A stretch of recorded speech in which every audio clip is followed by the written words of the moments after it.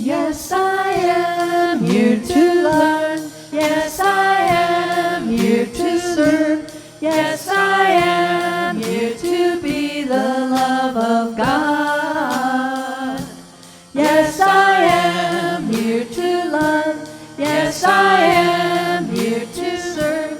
Yes, I am here to be the love of God, my God. And I know forevermore that I am loved. Yes, I know forevermore that I am loved. Yes, I am here to learn. Yes, I am here to live. Yes, I am here to be the love of God. Yes, I am here to learn. Yes, I am here to live. Yes, I am here to be the love of God, my God.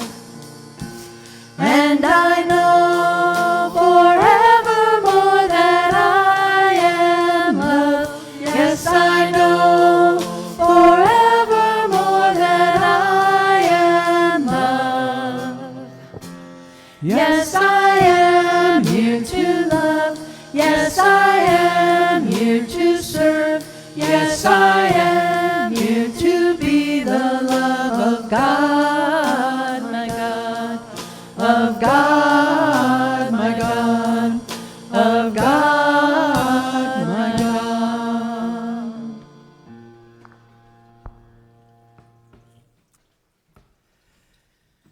Good morning, everyone. Why is everybody on this side today? I have to do my whole talk like this?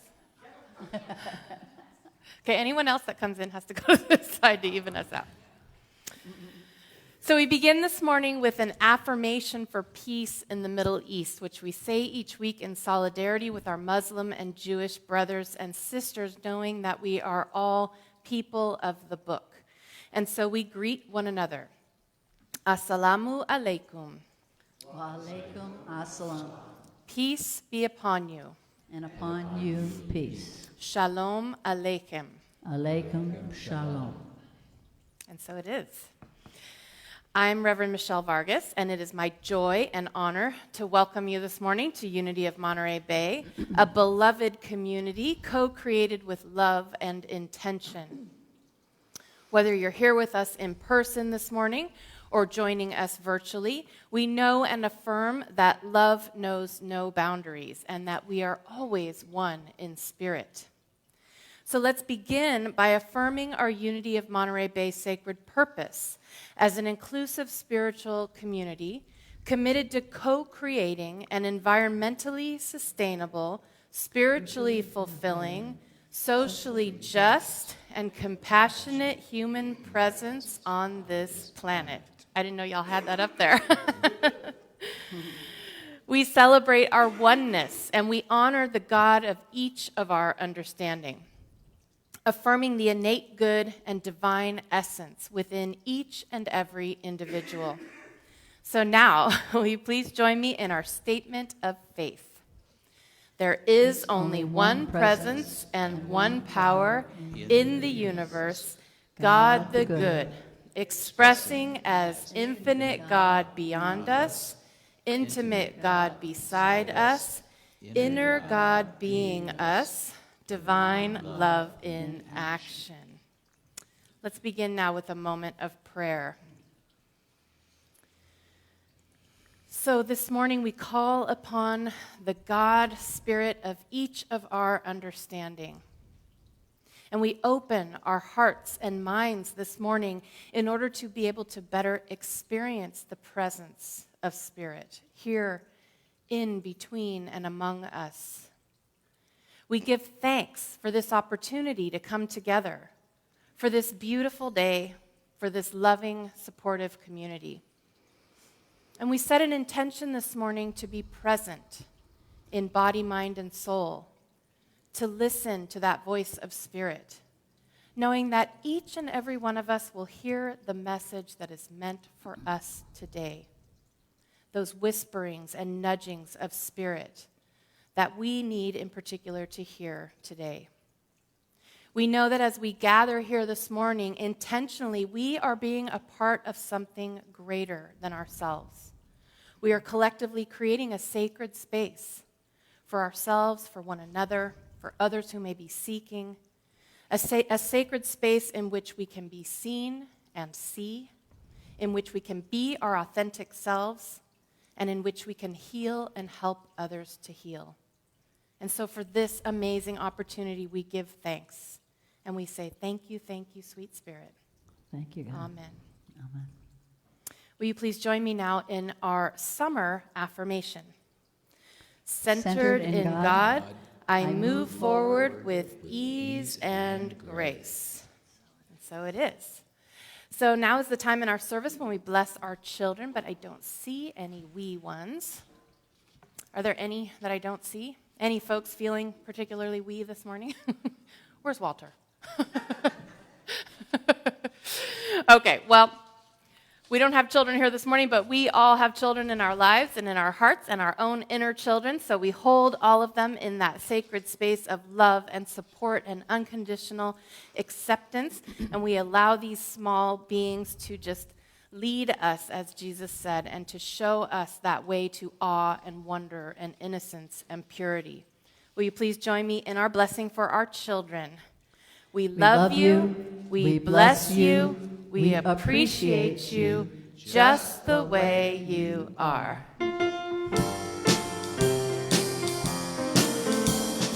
This bright light of mine, I'm gonna let it shine. This bright light of mine, I'm gonna let it shine. This bright light of mine, I'm gonna let it shine, let it shine, let it shine, let it shine.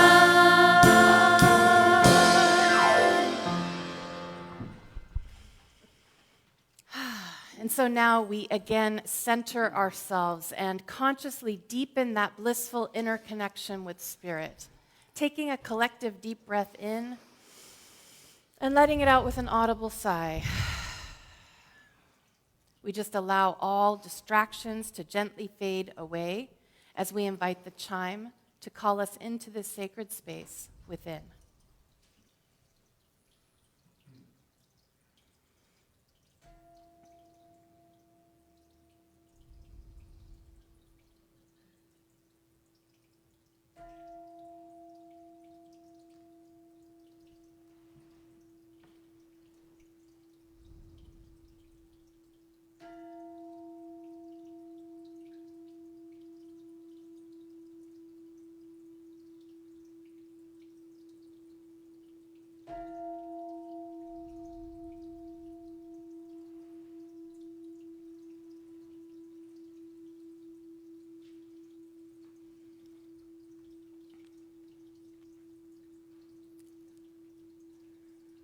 We ring the chime 4 times to call in the 4 directions and to remind us of our interconnection with all of creation and with the sacred circle of life.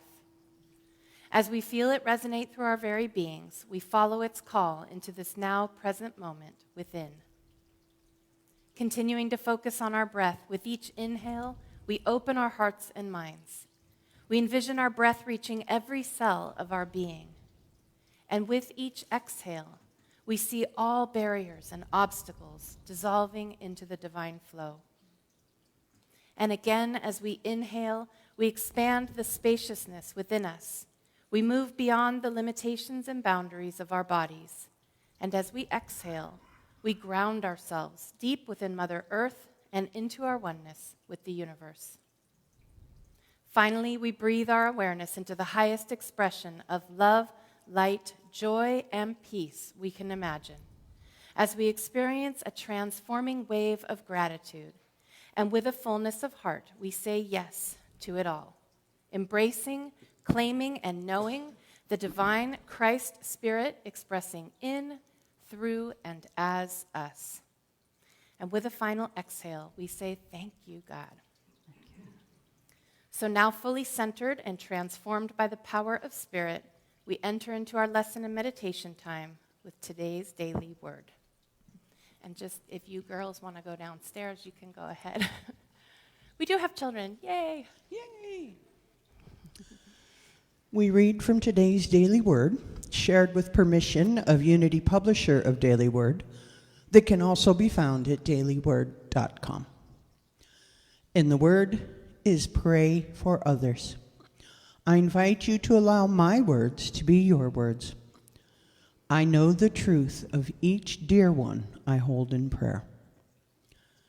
What an honor it is to hold others in prayer.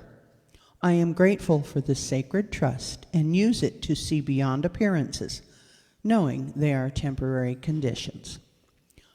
I focus on the unchangeable truth that each one for whom I pray is a divine being, a living expression of God.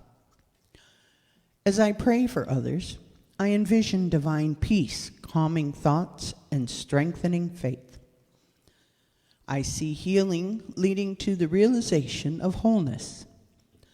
I pray divine love and wisdom create harmony in relationships, guiding every decision. I affirm divine order is established in every area of life. I claim for them the zeal to complete everything that needs to be done. I then give thanks, grateful to bless others with the gift of prayer. And from the scriptures. Again, truly I tell you, if two of you agree on earth about anything you ask, it will be done for you by my Father in heaven. Matthew chapter 18, verse 19.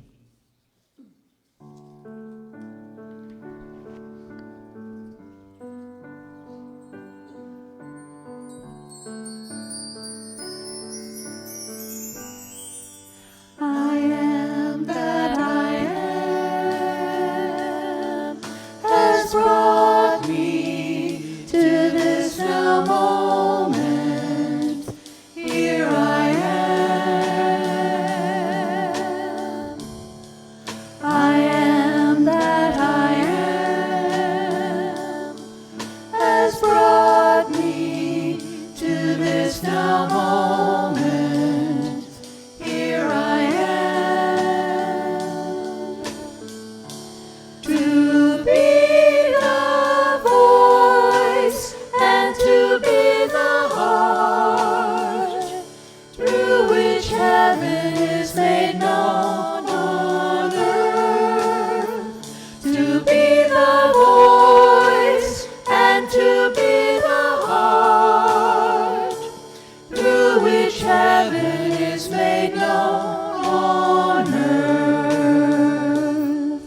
I am that I am. I am that I am. I am that I am. I am. I am that I am. I am that I am. I am that I am. I am.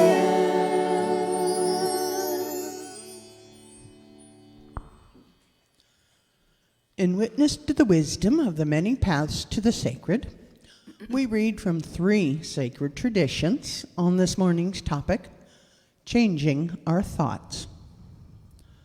From Sufism, if your thought is a rose, you are a rose garden. And if it is a thistle, you are fuel for the fire. From Judaism, today I have given you the choice between life and death, between blessings and curses. Now I call on heaven and earth to witness the choice you make. Oh, that you would choose life so that you and your descendants might live. From Christianity, whatever is noble, whatever is right, whatever is pure, whatever is lovely, whatever is admirable, if anything is excellent or praiseworthy, think about such things. Philippians chapter 4, verse 8.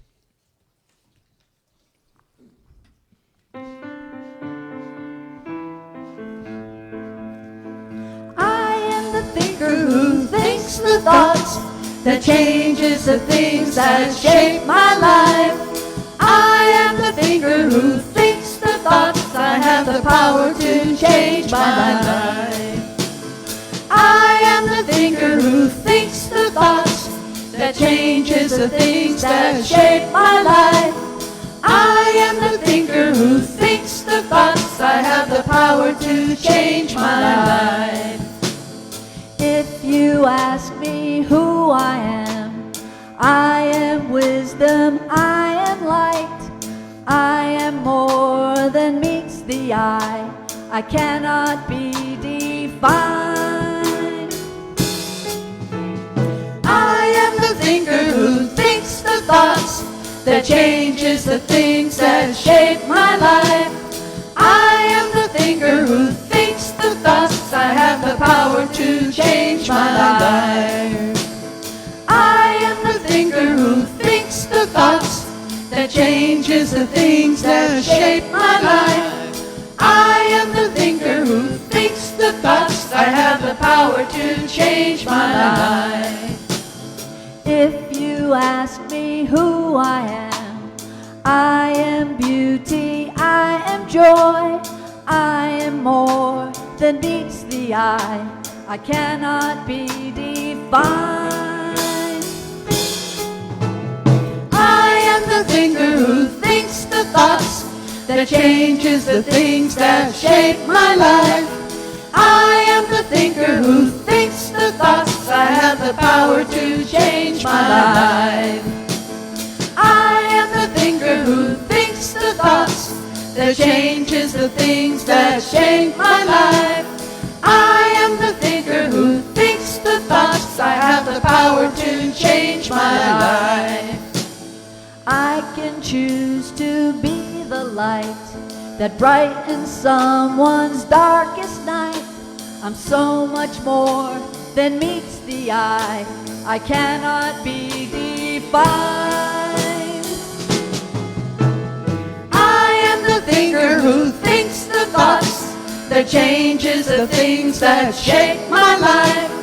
I am the thinker who thinks the thoughts. I have the power to change my life. I am the thinker who thinks the thoughts, that changes the things that shape my life. I am the thinker who thinks the thoughts. I have the power to change my life. I have the power to change my life. I have the power to change my life.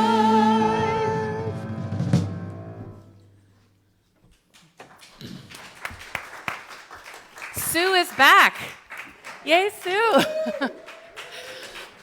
We are so grateful to have her back here with us. And Denise is having a well-needed day off, although she's not off because I know she's singing at a baptism, so it's not really off. But we are so grateful that we have Sue to step up and does such an awesome job with our music. So thank you, Sue.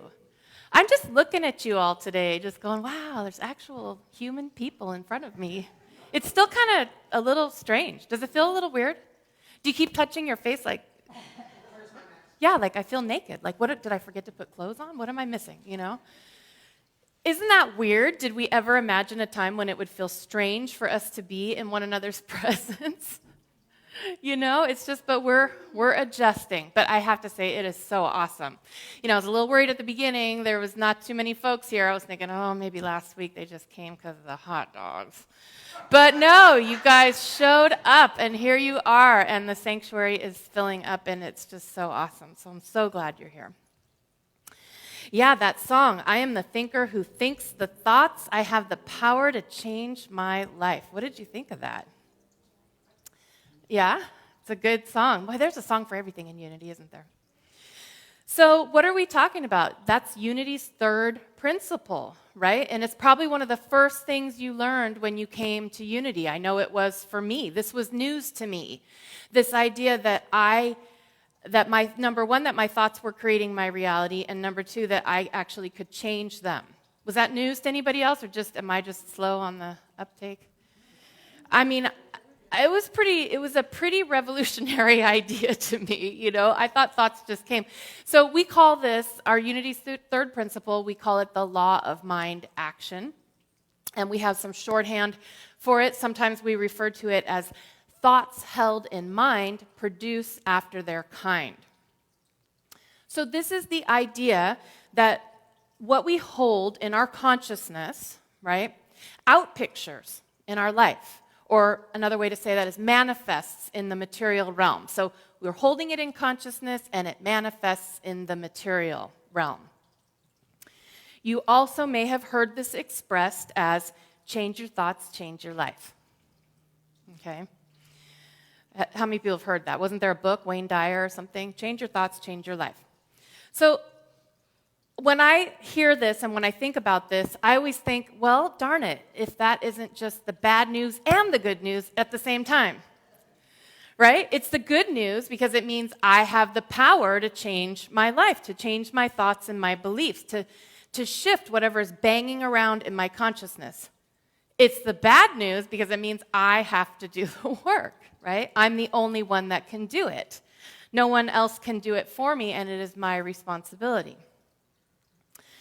Okay, but let's talk about this. Change your thoughts, change your life. Is it really that simple?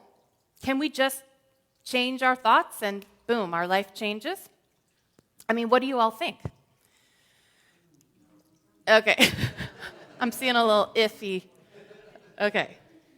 Well, so there are unity purists, and you'll hear them sometimes, that are just like, no, you can...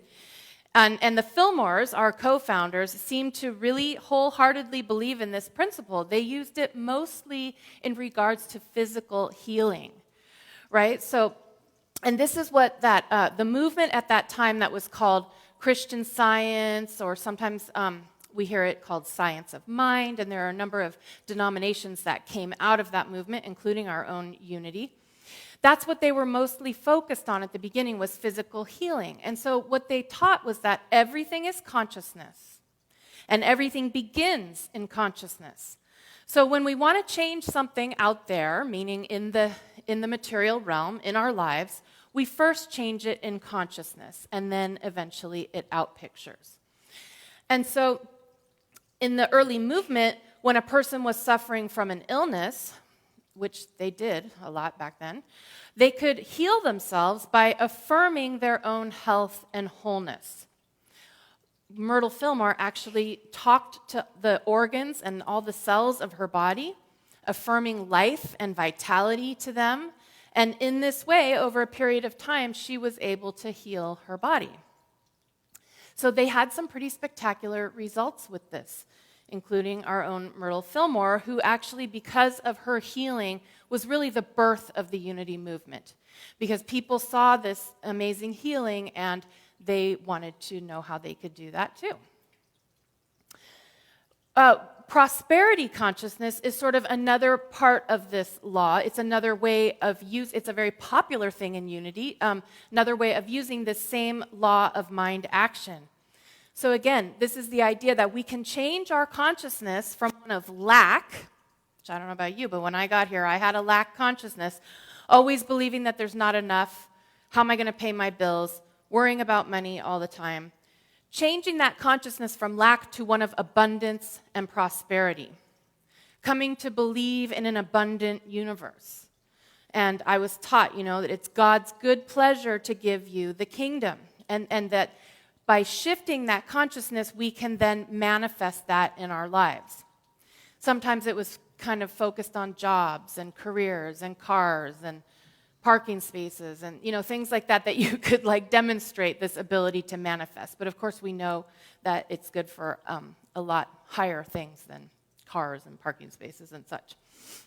And so I'm not saying that these principles are wrong, because they're not. They are good, sound principles.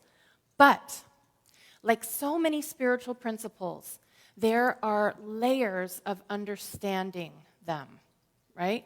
So there are sort of higher levels of understanding them and using them at maybe what I might call more spiritually mature ways of understanding them. And then there are kind of some lower, quickie, surface level ways of understanding them. Does that make sense?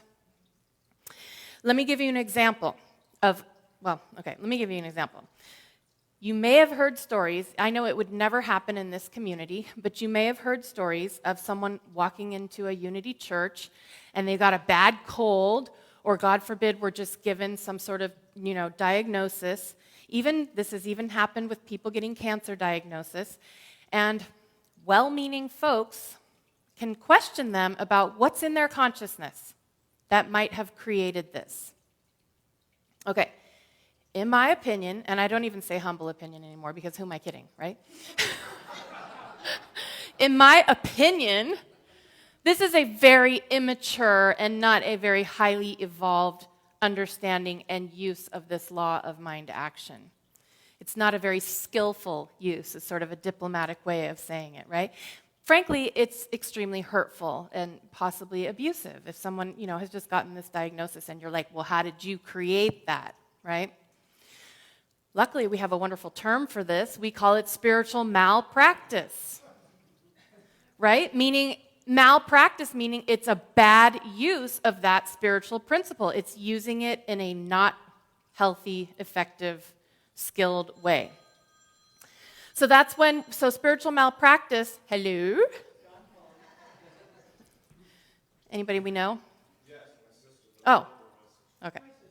Sorry about That's okay. It happens. That's okay. So spiritual malpractice is when we use these spiritual principles, which are meant to help people. They're meant for us to grow and for us to evolve our consciousness. When we use them to sort of shame people or blame things that happen to them on people, making them feel responsible for bad things that happen to them in their lives, making them feel wrong. Again, my opinion, another unskilled, what I think is an unskilled use of the law of mind action is what many people call, spiritual bypassing. Have you heard this term, spiritual bypassing? So, okay, here's what spiritual bypassing, this is an example of what that would look like. Let's say that you are having some sort of experience, some sort of strong feeling, maybe fear or anger, sadness, anxiety, and right away you say to yourself, I'm not supposed to feel this way because I'm spiritual, right? And then rather than giving yourself the space to have those feelings and experience those feelings, you bypass them and you go straight to the positive. What's an affirmation I can say? Or no, those feelings are not spiritual. Let me affirm my, oneness with God. Not saying that affirming our oneness with God is wrong, but you get the idea that it's like going there too quick. It's bypassing the feelings that need to be felt and going straight to the affirmation. And so we can't go straight to the positive and to the affirmation when there are feelings or experiences that need to be felt and things that need to be tended to in ourselves. That's not spiritual. That's just in my opinion, that's just some sort of pseudo-spiritual mumbo-jumbo, right? I'm just going to affirm the positive. True spirituality, I'm coming to learn, is simply being able to be with whatever is arising in that moment. Allowing whatever is coming up, whatever is happening, to just be as it is in that moment. And meeting it, here's the important part, meeting it with kindness and with compassion. And then at some point in either the near future or a ways out, then we can begin to look at the consciousness that might have, contributed to that situation or that feeling. And when it's appropriate, we can begin to maybe work with affirmations or work with shifting our thoughts. The most egregious forms of spiritual bypassing is when we do it to others, right? It's one thing if we want to do it to ourselves, but when we do it to others. And sometimes this can happen when we, not even meaning to, but when other people are having feelings, it can be uncomfortable, right? We can be uncomfortable being present with those feelings, and because we want to get out of that discomfort of whatever that person is expressing or whatever is expressing in us, we may be tempted to say something that is well-intentioned but ultimately not helpful and possibly quite harmful. So let me give you an example of this. Let's say someone comes to you and they're telling you about something that has happened in their life. Maybe they lost their job, or they're getting divorced, or someone died, or whatever it is. And you know, it's uncomfortable, and so you sort of tell them, well, chin up. It's going to get better, Just think positively, or don't focus on the negative, get into the solution, all those kinds of spiritual phrases that we can sometimes use that are well-meaning. But do you think that the person in that situation would find that helpful? I'm looking at you, Kay. If someone came to you and they're having a lot of feelings and you say, well, just don't be negative, it's not get over it, but just trying to be like too spiritual too quick sort of about it. You know what I mean? Like, well, it's going to be okay, or, it's all going to be all right, or even what you think might be helpful, like affirming, well, I affirm your health and wholeness. Well, what if they're not ready for that? They're not even there yet. They're having this experience. And so I don't think that would be very helpful for that person. And if you dismissed them in that way, they might not even want to be your friend anymore, right? So these are really powerful principles, but we do not want to wield them lightly or with an immature understanding of them. When in doubt, it's best for us to use them on ourselves and not tell others how to use them, right? That spiritual malpractice. And of course, if we're using these things in our own lives and sharing our experiences with others, then we are being that powerful example of how these things work, and we don't have to hit others over the head with it or, try to tell them how to do it. So in this last example that I gave about the friend, what do you think that friend might have preferred that you say in that situation? Just, think for a second. They probably would have preferred that you listen to them, right? Not go right to a positive affirmation, but listen to them, hear their story, validate their feelings, and show some compassion for them and what they're going through. Let them know that you're there for them.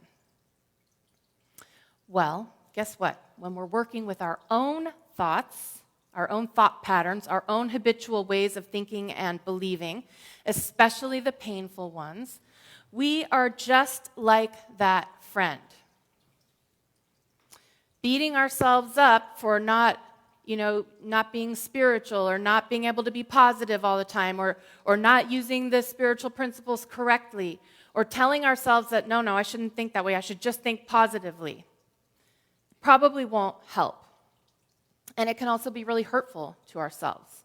In some cases, it can even be like re-inflicting the original trauma or abuse or whatever it was that caused those feelings in the first place.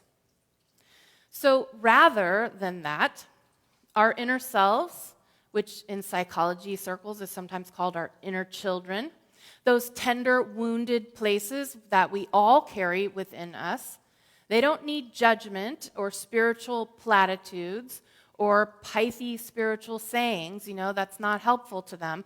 They need us to listen to them, right? They need us to bear witness to them, just like that friend, to validate their feelings and to let them know that we, the higher self, the adult self, our God self, that we are there for them, supporting them. Now again, I'm talking to ourselves, right? So we can hear that wounded inner self's feelings and offer it some loving presence, some kindness and compassion. So sometimes when we speak in real shorthand about these principles, like, just change your thoughts, change your life. Come on, what's so hard about that? It can make us think that it should be simple or it should be easy. And this could cause us to feel bad if we're not getting immediate results with that approach. Or, and I've done this before, we might wonder why we are still struggling so hard to change some of these more ingrained thought patterns when it's supposed to be as easy as just change your thoughts, change your life.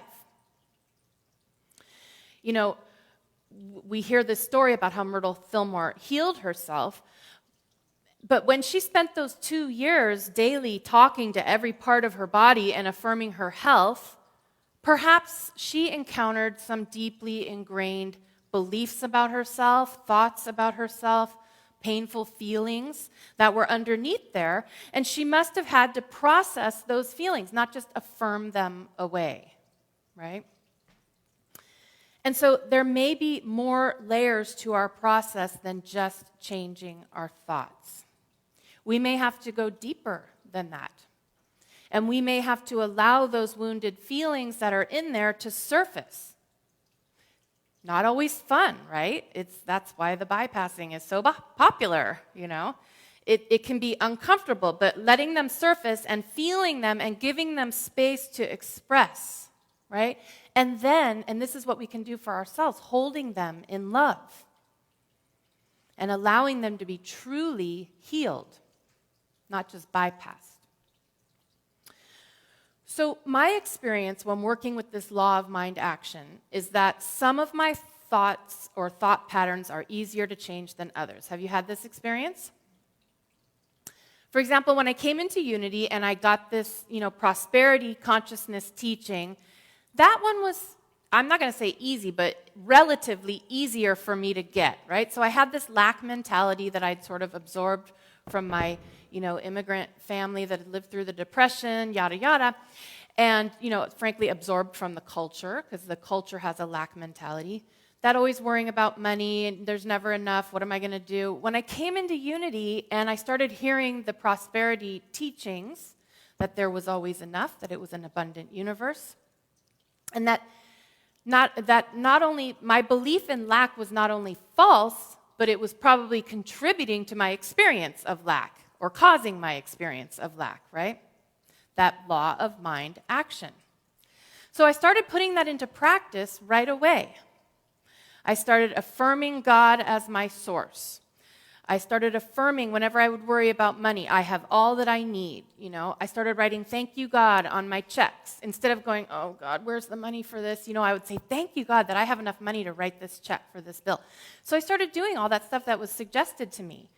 And sure enough, it worked, things changed pretty quickly. Now, it wasn't that I got rich, but I was freed from that constant worry, that ingrained thought pattern. That's really what it was, And I was freed from that constant worry about money, and I did find that even though I didn't get rich in money, I got rich in lots of other ways, and the universe provided many opportunities for me to be able to support myself.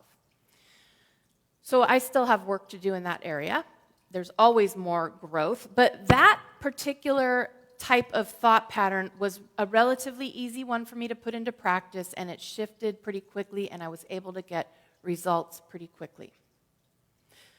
Okay, now let's talk about some of the more tenacious, more deeply rooted, deeply ingrained thoughts and beliefs that we have, or that I had, especially those ones about myself, beliefs that I was not even conscious of for a very long time, but that I came to develop an awareness around after years and years of doing this stuff and years of spiritual work and therapeutic work. Most of you know I have a radio show on Tuesdays that I do with a colleague, Reverend Dan Beckett, and we were talking about this just this past week. He calls those ingrained thought patterns, he says it's like a greatest hits record. They just keep playing those same songs.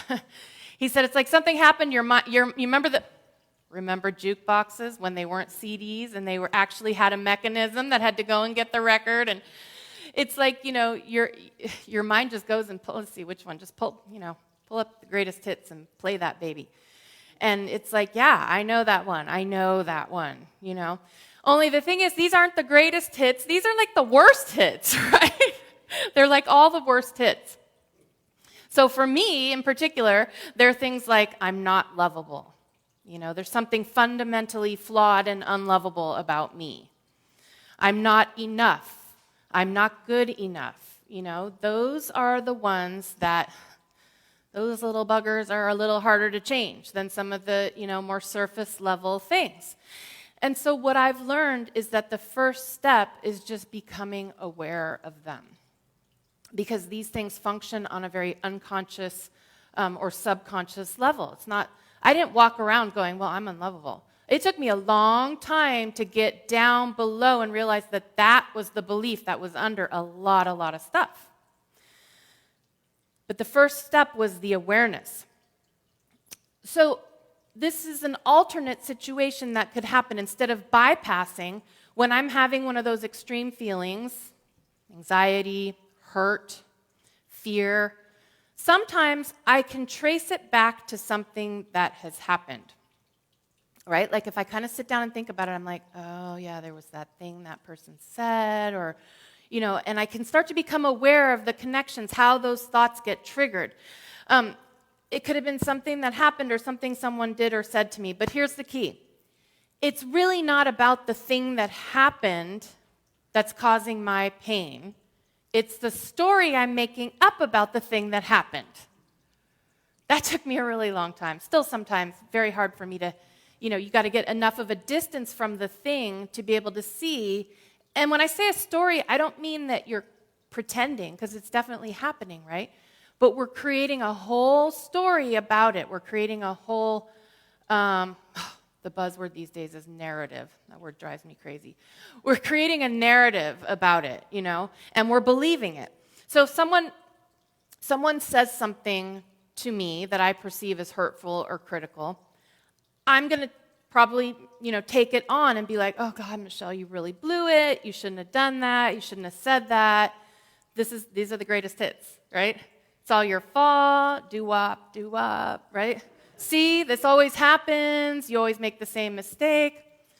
That's a bad record. It's a really bad record. Now, it may be that someone did say something to me or that I did make a mistake. That's always possible. But it's more likely that what that person said or did had nothing to do with me, right? They were having a bad day, or something that I said caused a reaction in them because of their own issues, or they were projecting their own things onto me.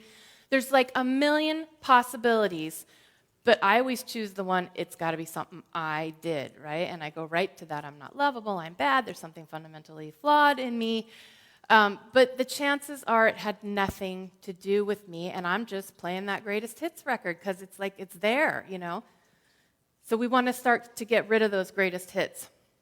And so when this happens, I can take some time when I have the foresight and the wherewithal to do it, sort of like some prayer and meditation time, some time apart, some quiet time with God. And I can begin to affirm that God is here with me, that I'm not alone. And I can begin to, rather than bypassing and getting around that feeling, I can let the feeling and the thought process begin to surface. So I can talk myself through it. God, I'm feeling sad. I'm feeling really hurt. That in itself is so powerful because, again, we're validating our own experience, right? I can sit with myself and be with myself as if I were a parent to a hurt child, and sort of hold myself and say, wow, you're really hurt, aren't you? Okay, I know this sounds maybe like a little bit of woo-woo, but I'm telling you this stuff works. Just believe me.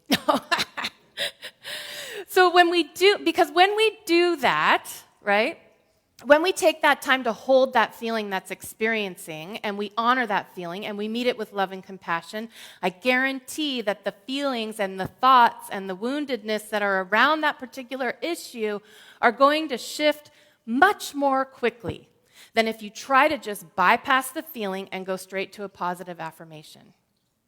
Right? If I'm having a strong feeling, see, now I heard this for a long time. I heard people talking about this, we'll just affirm your wholeness. I'm like, I don't know about you. Maybe you all are different than me. But when I'm having one of those feelings, affirm my wholeness, it doesn't make any sense to me, or it feels very contrived. My own self is not believing it, right? And so it's not effective in that way. So we can't heal what we're not aware of. So the first part of the process is to become aware of those things. And it may be that saying some affirmations, sometimes, if they're good affirmations, those can be the thing that sort of break it open so the feeling can surface, right? So I'm not saying that affirmations are bad, but we need to pay attention to the feelings that are coming up, right? And once we become aware of that habitual thought pattern that is causing us distress, here's the magic.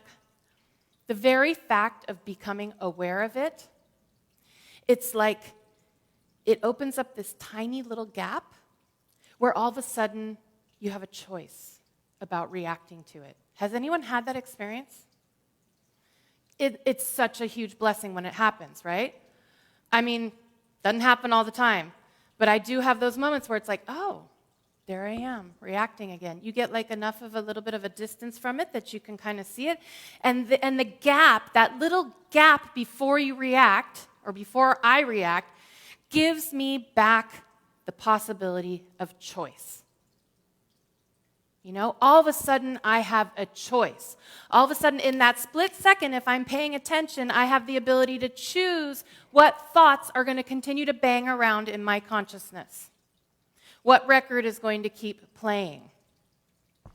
So it's all about awareness. And you know I'm a huge proponent of mindfulness. A mindfulness practice could be a very simple practice without, having to invest a lot of time. Can be very helpful in beginning to strengthen our self-awareness, okay, our awareness of our own thoughts. We can't change our thoughts and change our life if we don't even know what the thoughts are that are happening. And so we have to spend time getting to know what's in our own consciousness. So when we practice mindfulness meditation, we might focus on our breath, right? Or it could be some other anchor. And when we notice the thoughts coming up, in that moment of realization, that moment of, a lot of teachers call it waking up, right? That waking up to that, Tara Brach calls it the trance of thinking.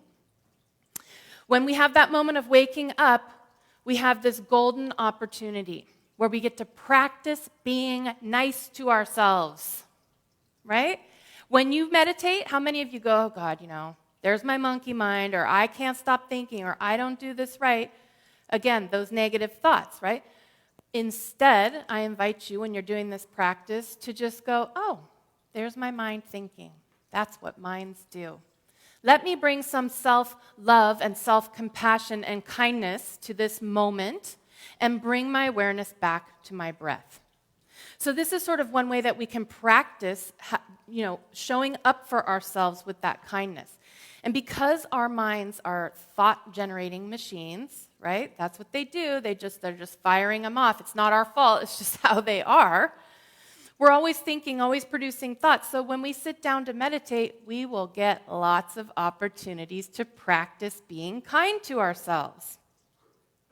So when you catch yourself thinking, you can say, oh, thinking, futurizing, worrying, and then gently redirect yourself back to your breath. Now, if strong feelings or emotions or experiences come up during your meditation, I invite you to not resist them or push them away. That's not being spiritual, right? This idea that anything negative is not spiritual, that's exactly what I'm talking about, the bypassing. So if those feelings come up, we can let them be there. You'll come up with your own process. You can see those feelings being held in the loving arms of Spirit. You can feel that loving presence of God that has the power to heal those thoughts, right? And we can hold those feelings gently and offer ourselves forgiveness, compassion, and love. And when the feeling subsides, we can go back to our breath. So this is the path of true healing. This is the path of the heart, what we've been talking about for a few months now. I've learned in this process that no one else is going to heal me. Darn it. No one else can do my work for me. I have to heal myself. A different way to say that is I have the opportunity to heal myself. I have the privilege and the power to heal myself. This is some of the hardest work I've ever done, and if you may have that experience as well. But it's the most rewarding and probably the most effective work I've ever done. And it will absolutely transform your life. If you've watched my life over the past 5 years, you will know that I am living proof of how much one's life can transform. And so over time, those wounded places that we are giving our loving attention to, what happens is they start to calm down.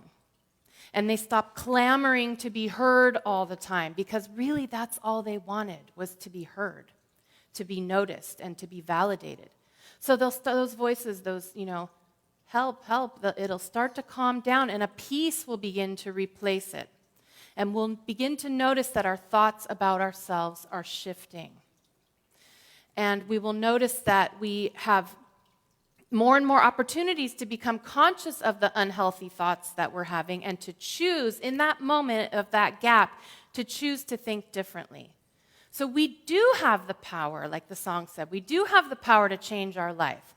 We can choose healthier, higher, more loving, more expansive, more life-affirming thoughts. But it takes some work. And, this is a time of a lot of transition for folks. Maybe you are feeling that in your own life, this whole coming back together. It's weird. It's bringing up things. It's bringing up feelings, this new normal, or whatever it is, this semblance of normalcy that we are going back to. And everyone around you is in a different place in that process, right? Some folks are processing grief.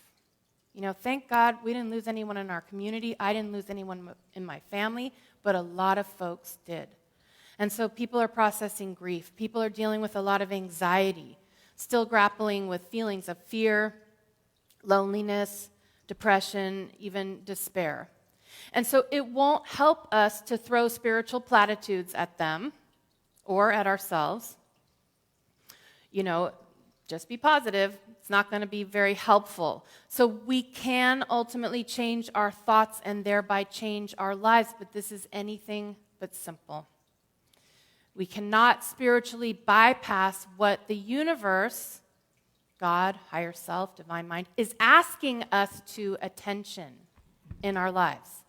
Okay, let me rephrase that. We can spiritually bypass it. Been there, done that, but it will come back, right? Whatever the universe is asking us to attention in our life, if we spiritually bypass it, we'll just come back around again. So if you miss that train, there's another one coming. But better to get on it when you're ready and not have to have the same train keep going by. So by attentioning that woundedness and hurt feelings that we have within us and giving ourselves compassion and loving attention, this really will transform us. Rumi said, the wound is the place where the light enters you. Right? The wound is the place where the light enters you. So I invite you, let your wound be the place where the light enters you, where God enters you. Let it be that place where you are cracked open just enough that the love and light of God can come streaming in to heal you, to heal those deeply ingrained things, not just affirm them away. And I guarantee that when you heal them on that deep, lasting level, this will change your life.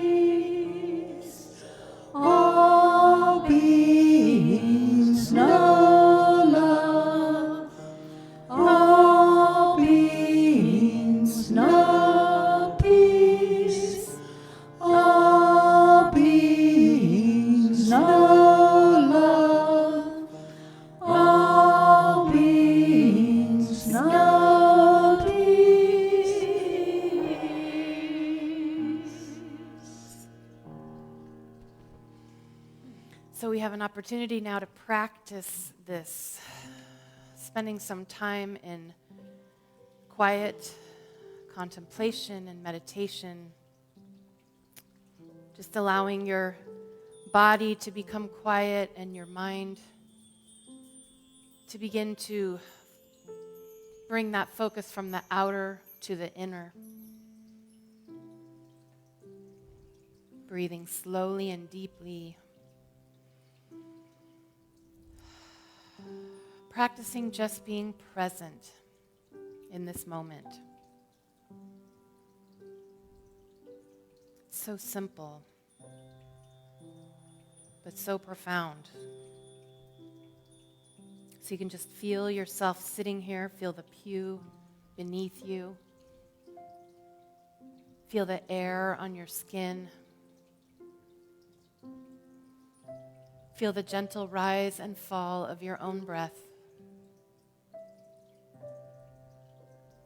And you can just say to yourself, here. I am here.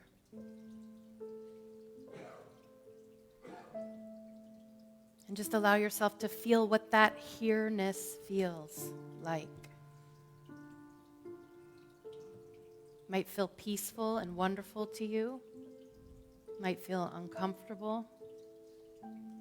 Whatever it is, just let it be exactly the way it is. Don't try to change it. Your experience of this moment is the perfect experience. There's no right or wrong. There's only this moment, this body sitting here, this breath. So just bring that awareness to the breath as you breathe in and breathe out. This simple act of breathing that goes on 24/7. We hardly ever think of it. And yet it's always there, always sustaining us, giving us the experience of this life.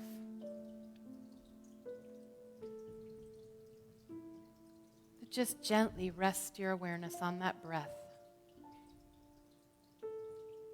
And if you start thinking about what you're going to do next, what's going to happen later today, bring that love and kindness to yourself.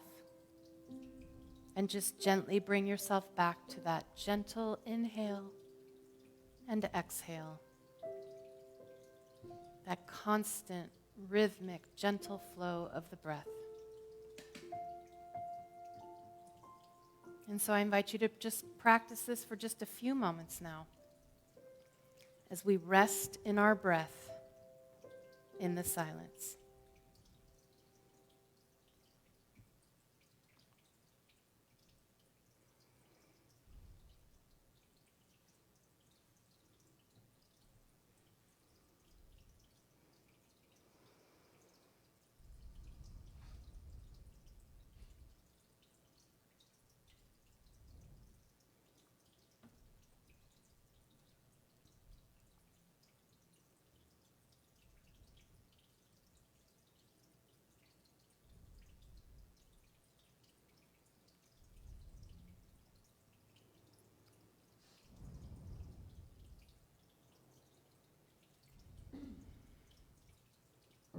So now I invite you to just give yourself thanks for this short practice, for these few moments of awareness, of breath, knowing that you are blessing your body, blessing your mind, and blessing your spirit, and that you can bring this blessing to yourself in any moment.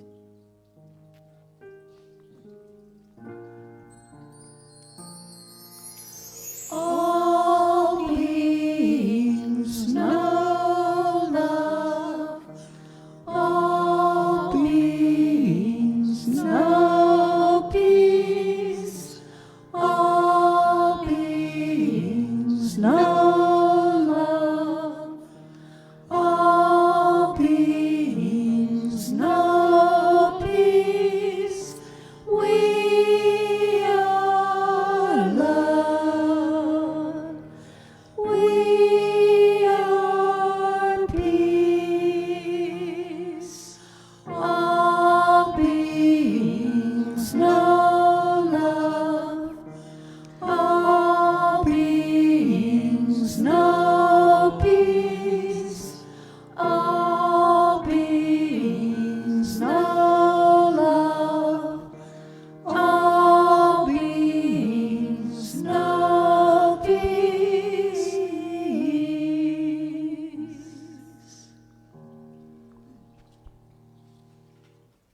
we say, thank you, God. Thank you, God. And so it is. Amen.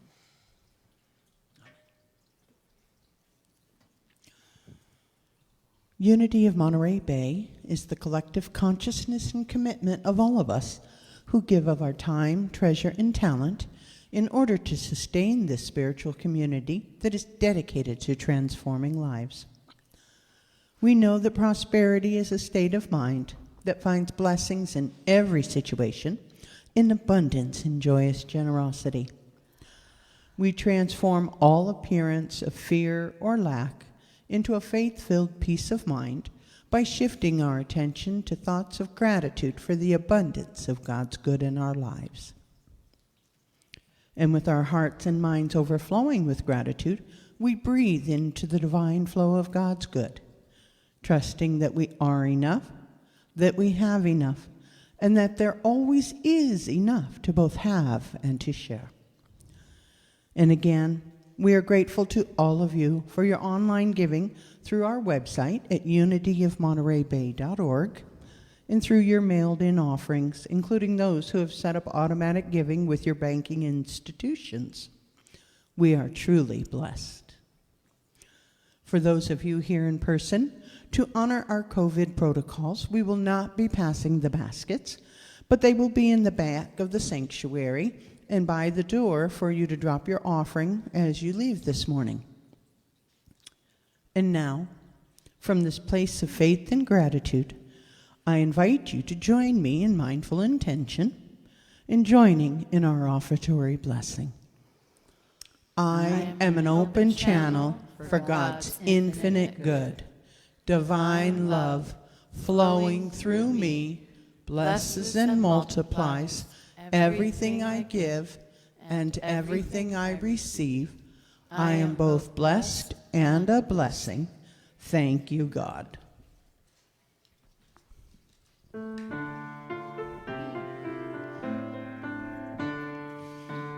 I am divinity in action. I am prosperity and wealth. I am freedom and forgiveness. I am the epitome of health. Although I am living a human existence, in truth I'm a being of a spiritual realm. Although I am living a human existence, in truth I'm a being of a spiritual realm. I am a spiral of expansion. I am greater than enough. I am compassionate and trusting. I am strong when it seems tough. Although I am living a human existence, in truth I'm a being of a spiritual realm. Although I am living a human existence, in truth I'm a being of a spiritual realm. I am endlessly creative. I am intuitively wise. I am here in divine timing. I am the sight beyond my eyes. Although I am living a human existence, in truth I'm a being of a spiritual realm. Although I am living a human existence, in truth I'm a being of a spiritual realm. I am all that I desire. I am a mirror of God's light. I am faithfully embracing. I am the gift of my birthright. Although I am living a human existence, in truth I'm a being of a spiritual realm. Although I am living a human existence, in truth I'm a being of a spiritual realm. In truth I'm a being of a spiritual realm. In truth I'm a being of a spiritual realm. In truth I'm a being of a spiritual realm.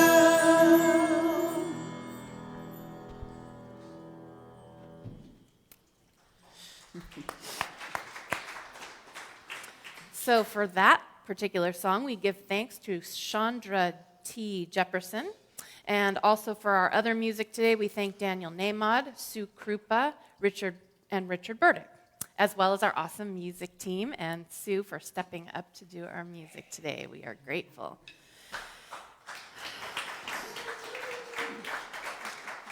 So for announcements, be sure to check your e-blast, and if you're not getting the e-blast, you can sign up for it on our website, unityofmontereybay.org. Scroll down, there's a place to put your email in, and you will get our weekly newsletter telling about all of the activities going on. However, special note, we do need, now that we're coming back together and everything, we do need some volunteers to step up. We need someone to do the PowerPoint. It's a really easy thing to do. We provide training for all of these things, so don't think that, we're just going to throw you in there. We will show you how to do it.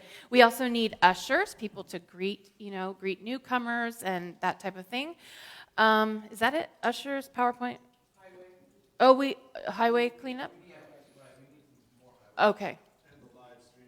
Yes, and the live streaming team. We also, so, just search your heart, and maybe over the coming weeks, something will come to you that you feel is yours to step forward and do. But we are going to need some help.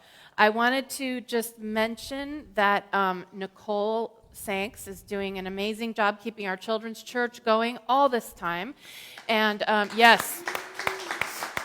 If you can hear us downstairs, Nicole, we are grateful for you. She really kept it going this whole time when it went to virtual, and she just really has been in there working hard. So just so that you know that we do have children's church available. If anyone asks you or families with children, we want folks to know that that is available. So as we bring our service to a close this morning, we are so grateful that you have joined us here both in person and virtually. We hope we've made you feel at home in our Unity of Monterey Bay community, and we want you to know that wherever you are on your spiritual journey, you are welcome here. We have prayer chaplains that are always holding the high watch for our community, but we're going to begin to have assigned prayer chaplains each Sunday. So this week it is Sue. If you have a prayer need, you can ask Sue, and she will pray with you. There's also prayer slips in the pews, and the boxes back there right under the light switch. You can put your prayer requests in there, and our prayer chaplains will pray on that as well as send it on to Silent Unity for another 30 days of prayer. All right, with all of that, let's form our closing circle for our prayer for protection and our peace song.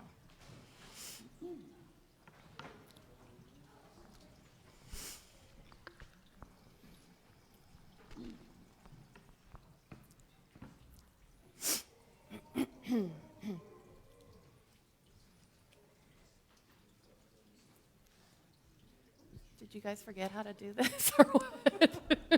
Come on now. Spread out. Oh, yeah, if you don't want to hold hands, you can do the thumbs to the left. So,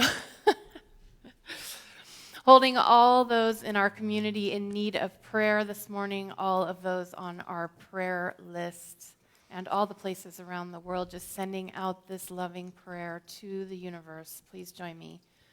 The light of God surrounds us. I am the light of God. The love of God enfolds us. I am the love of God. The power of God watches over us. The power of God. The presence of God watches over us. I am the presence of God.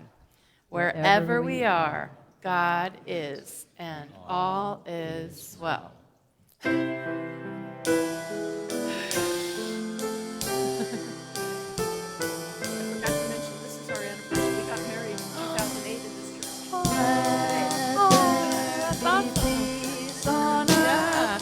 Let it begin with you. No? Okay. Let there be peace on earth, a peace that was meant to be with God